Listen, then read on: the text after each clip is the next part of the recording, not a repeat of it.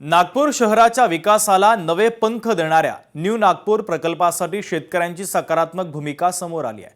समृद्धी महामार्गालगत गोधनी आणि लाडगाव परिसरात उभारल्या जाणाऱ्या या महत्त्वाकांक्षी प्रकल्पासाठी शेतकऱ्यांना 5 पट मोबदल्याने प्रति एकर 1500 चौरस फूट विकसित प्लॉट देण्याचा निर्णय घेण्यात आल्याने 80% शेतकऱ्यांनी शासनाला जमीन देण्यासाठी आपली संमती दर्शवली आहे।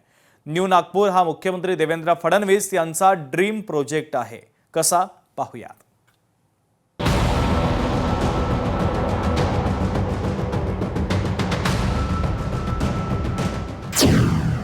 न्यू नागपूरसाठी NMRDAला जमीन देण्यास शेतकऱ्यांची संमती। गोधनी लाडगाव या 2 गावाच्या क्षेत्रात केली जाणार न्यू नागपूरची उभारणी।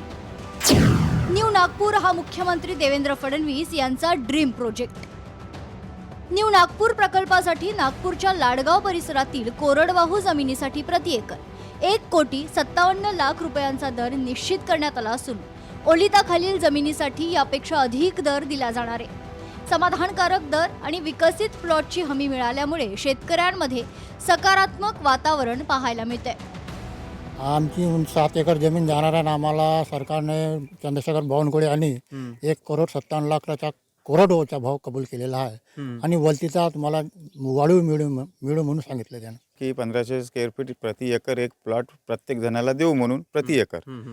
तर त्यामुळे मग शेतकरी खूप संख्येने शेतकरी तयार झाले आणि तिथेच त्या मीटिंगमध्ये संमती द्यायला सुरुवात केली। मग काही दिवसानंतर त्यांनी आमच्या ग्रामपंचायतमध्ये गुमगावच्या तिथे कॅम्प लावला।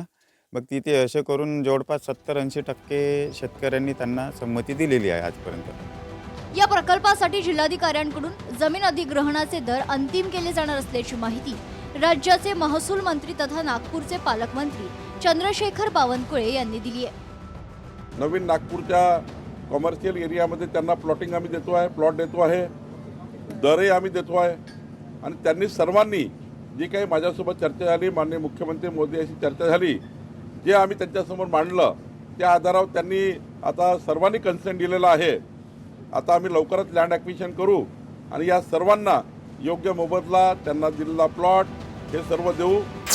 हा प्रकल्प प्लग अँड प्ले मॉडेलवर आधारित असून यात आधुनिक सुविधांचा समावेश आहे। यात समकालीन भूमिगत मार्ग, डिस्ट्रिक्ट कूलिंग सिस्टम, स्वयंचलित कचरा संकलन आणि वर्गीकरण प्रकल्प, यात प्रकल्प स्टार्टअप्स, सूक्ष्म लघु आणि मध्यम उद्योग, IT कंपन्या यासह व्यावसायिक कार्यालयांसाठी विशेष केंद्र। या प्रकल्पासाठी एकूण 676 हेक्टर जमीन आवश्यक असून यापैकी 12 हेक्टर जमीन शासनाकडे आधीच उपलब्ध आहे। उर्वरित 664 हेक्टर पैकी तब्बल 603 हेक्टर जमीन देण्यासाठी शेतकरी आणि प्लॉट धारकांनी संमती दिली आहे। त्यामुळे प्रकल्प लवकरच मार्गी लागण्याची शक्यता वर्तवली जात आहे। उर्वरित जे काही शेतकरी असतील त्यांच्यासोबत जे आहे ते पुन्हा आता प्रशासनाच्या माध्यमातून जे आहे ते बैठका लावून त्यांची मनधरणी कशा पद्धतीने करता येईल त्याचे प्रयत्न जे आहे ते एकंदरीत केले जात आहेत। त्यामुळे नक्कीच मुख्यमंत्री देवेंद्र फडणवीस यांचा ड्रीम प्रोजेक्ट असलेला न्यू नागपूरमधील जो प्रमुख अडथळा होता शेतकरी जमिनींच्या अधिग्रहणाचा तो कुठेतरी आता सुटला आहे आणि लवकरच या प्रकल्पाला जे आहे ते आता सुरुवात होईल अशी अपेक्षा जी आहे ते बाळगली जात आहे। मुख्यमंत्री देवेंद्र फडणवीस यांचा ड्रीम प्रोजेक्ट मानला जाणारा हा उपक्रम NMRDA कडून राबविला जात आहे। न्यू नागपूरच्या उभारणीमुळे परिसरात मोठ्या प्रमाणात पायाभूत सुविधा, उद्योग आणि रोजगार निर्मितीला चालना मिळणार असल्याची अपेक्षा व्यक्त केली जात आहे। त्यामुळे नागपूरच्या भविष्यातील नियोजनबद्ध विस्ताराचा हा महत्त्वाचा टप्पा ठरणार आहे। ज्ञानेश्वर पवार, लोकशाही मराठी, नागपूर।